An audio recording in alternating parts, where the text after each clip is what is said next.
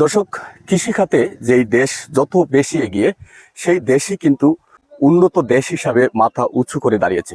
তবে এখানের যে কৃষকরা রয়েছেন, প্রতি বছর তারা নানা জাতের সবজি চাষ করার পাশাপাশি ক্ষীরাও চাষ করতেছেন। তাদের অভিযোগ, কৃষি সম্প্রসারণ বা কৃষি অধিদপ্তর এর কর্মকর্তা যারা রয়েছেন তারা তাদেরকে চিনেন না। এখানে প্রায় 50 বিঘা জায়গাতে এ ধরনের সবজি চাষ হলেও উপজেলা কৃষি কর্মকর্তাদের পক্ষ থেকে কোনো সহযোগিতা পাচ্ছেন না তারা।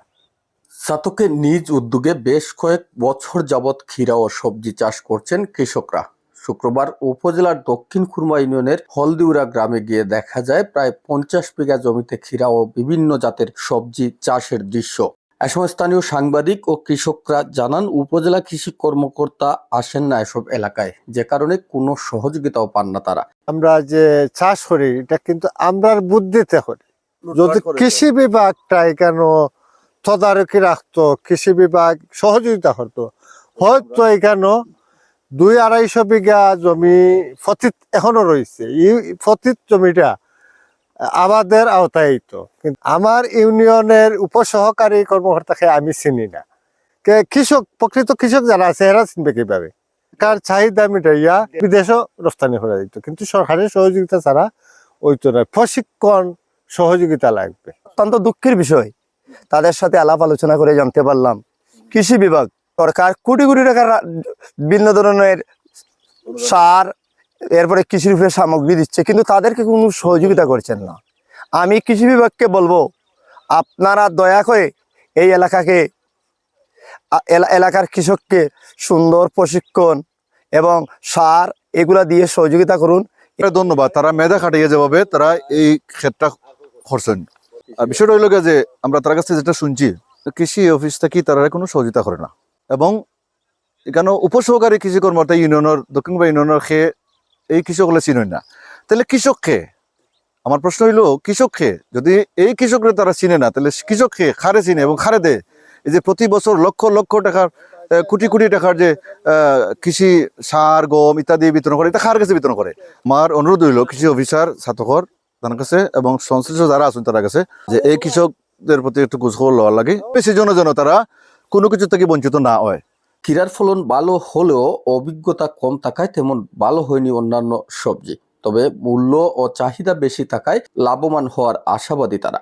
হলদিউরা গ্রামের নদীর পাড়ে অনাবাদি পতিত জমিতে কয়েক বছর যাবৎ নিজ উদ্যোগেই এসব চাষ করছেন কৃষকরা। তাদের দাবি, সরকারি সহায়তা পেলে আগ্রহ বাড়বে এখানকার চাষিদের। বিশেষ করে গ্রামের উত্তর পাশ দিয়ে বয়ে যাওয়া গানুরা নদীর দক্ষিণ পাড়ে আমন মৌসুমের পর পতিত পড়ে থাকে শতাধিক বিঘা জমি। পতিত জমিগুলোকে গত 3-4 বছর যাবৎ নিজ উদ্যোগে আবাদের আওতায় এনেছেন স্থানীয় কয়েকজন যুবক। ক্ষীরা ও সবজি চাষ লাভজনক হওয়ায় ফসল উৎপাদনের দিকেও ঝুঁকছেন অনেকেই। ক্ষীরা চাষের পাশাপাশি মিষ্টি কুমড়া, মরিচ, আলু, ধনিয়া, বেগুন, টমেটো ও চাষ করা হচ্ছে এসব জমিতে। তবে অন্য বছরের চেয়ে এবছর বিভিন্ন রোগ বালাইয়ে আক্রমণ বেশি থাকায় কিছুটা ক্ষতিগ্রস্ত হয়েছেন কৃষকরা। হলদিউরা গ্রামের বাসিন্দা সাংবাদিক নুরুদ্দিনও এবছর ক্ষীরা, মিষ্টি কুমড়া, মরিচ চাষ করেছেন। এতে খরচ হয়েছে মাত্র 30,000 টাকা।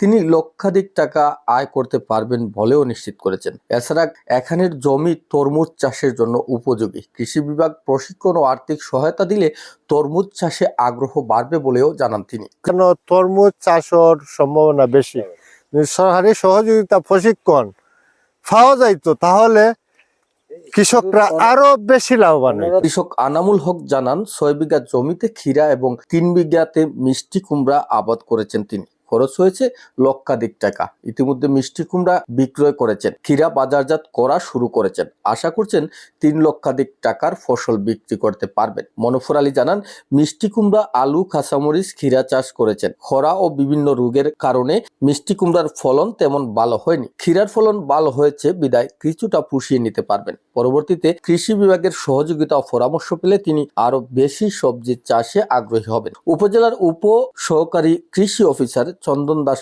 বলেছেন, এবছর ক্ষীরা গাছগুলো রোগে আক্রান্ত হয়েছিল। রোগবালাই থেকে ক্ষেতকে বাঁচাতে করণীয় সম্পর্কে কৃষকদের সব সময় আমরা পরামর্শ দিয়ে যাচ্ছি। অনেকেই ক্ষীরা বাজারজাত শুরু করেছেন, ফলন কম হলেও দাম ভালো পাচ্ছেন।